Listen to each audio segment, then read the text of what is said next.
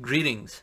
One of the most important subjects in the world, and probably the most important relative to how few people are contributing knowledge to this subject or are even studying this subject, is the accelerating rate of change.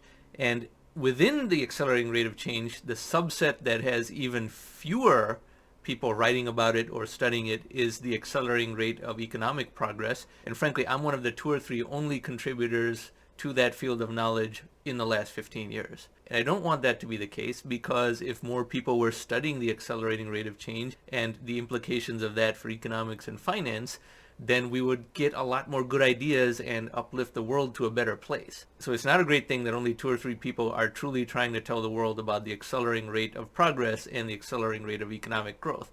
But the purpose of this video is to try and get more people to think about the various evidence of the accelerating rate of change. Now, I had a vague perception of this all the way from 1980, when Carl Sagan in his Cosmos documentary series displayed the cosmic calendar.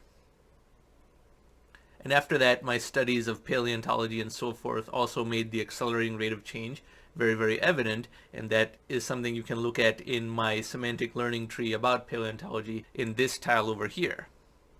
But in terms of my own writings about this, I wrote a book back in 2002, which was about the accelerating rate of change, but it never got published. And in those days, there was no YouTube or anything like that. Even blogging was a very new thing at that time. So I divided that book up into my blog, The Futurist. And in that blog, there was an article written way back in 2006. Way back in 2006, I wrote an article about how a person can tell if they're acceleration aware. And this is in the description box below, of course. And I speak about how government budgeting tends to project things out under a linear rate of extrapolation rather than an exponential one, and the fallacy of that type of thinking. And then some content around the various types of technologies that are accelerating. You can see this text in bold font over here. The rate of change in many aspects of human society, and even some aspects of all life on Earth, moves on an exponential trend, not a simple linear one. Now, if you look at my cloud categories over on The Futurist, you'll see accelerating change as the biggest font item in the category cloud. That means I have the most articles about the accelerating rate of change, and I would urge anyone who wants to look at the older articles about that to click on that link, and you can see all the articles about that and read those if you would like. Many of these articles are also going to be converted into YouTube videos on this channel. But there's a lot of articles. This was 15 years of blogging in just one of the categories in The Futurist, but probably the biggest one as per the category cloud. So this is where you can start to learn about the accelerating rate of change, how it affects everything from biological evolution, technological progress, and economic progress, all three of which are related, as I often point out. And this takes us to the most famous contributor to the field of the accelerating rate of change. He does have a book coming up in 2022, but he has not written much after 2008 other than this upcoming book. And that's Ray Kurzweil. And he produced this chart in one of his books, The Singularity is Near, which I have reviews for on this channel, along with a number of his other books. This is one of the most comprehensive and indisputable pieces of evidence of the accelerating rate of change, because he is taking, in the horizontal axis, time before present, years before present. So this is most recent, and going leftward is further back in time. And then the time between each next significant event. So this is rising. And then he's taken these assessments of important events across all sorts of sources: astronomers, historians, encyclopedias, philosophers, and so forth. And without them influencing each other, all these various sources can put their assessment of what the most significant historical events were on a chart. And what is remarkable is how all of them converge around an indisputable trend of accelerating rate of change.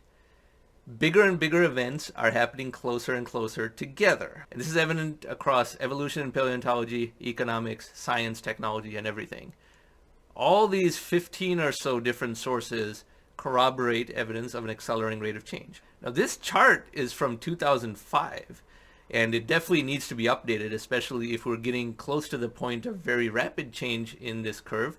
The 2021 or 2022 version of this chart will look significantly different, even though this chart goes back 10 billion years. Since 2005, there have been a number of important historical events, and the rate of economic growth being exponential means a lot of economic growth has in fact happened after 2005.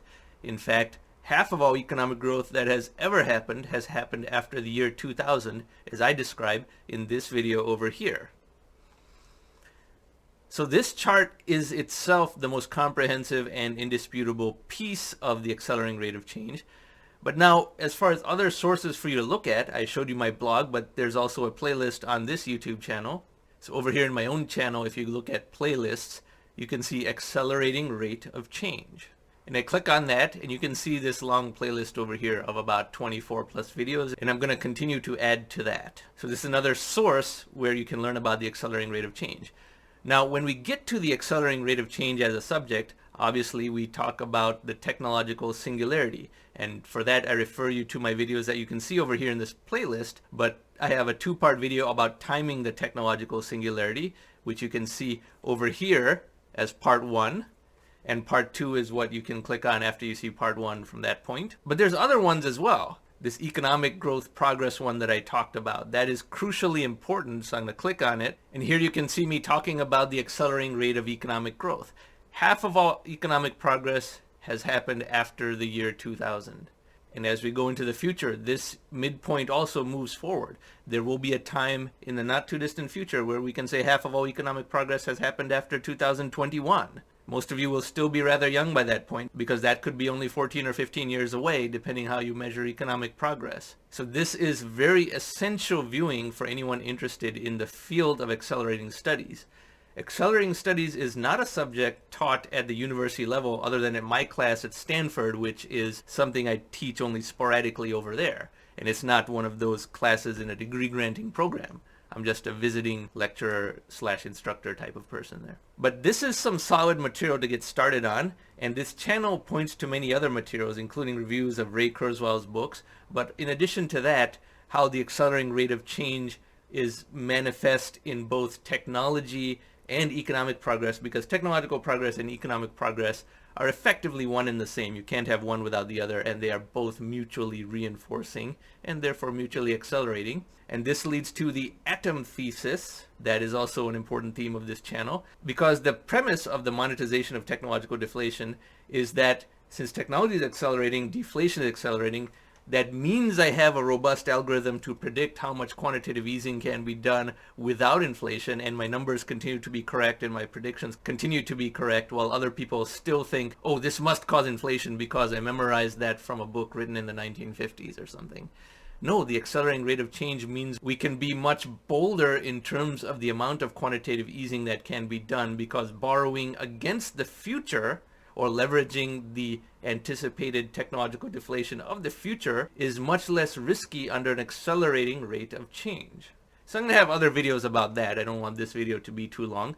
But I really want more people to become aware of the accelerating rate of change, and that's one of the primary purposes of this channel and all of my writing activities and video production activities going back to 2006. So we're almost 16 years into this, and as I mentioned earlier, I wrote a book way back in 2002, which I did not get published, but I still have the printout of it. I'll show it in some video over here. It is amazing that we can get as far as 2021 with so few people even being curious about the accelerating rate of change. But at least for those of you who are curious, I do want to make it seem like there is at least some material for you to look at, and some that can spark new ideas and new thoughts of your own, and perhaps even entice you to become a contributor to this field or do some research on your own and add to this body of knowledge. Now, if you find this type of subject to be interesting and you believe that these types of videos can increase your understanding of the world we live in, then I encourage you to hit the subscribe button and subscribe to this channel. And thank you very much for watching.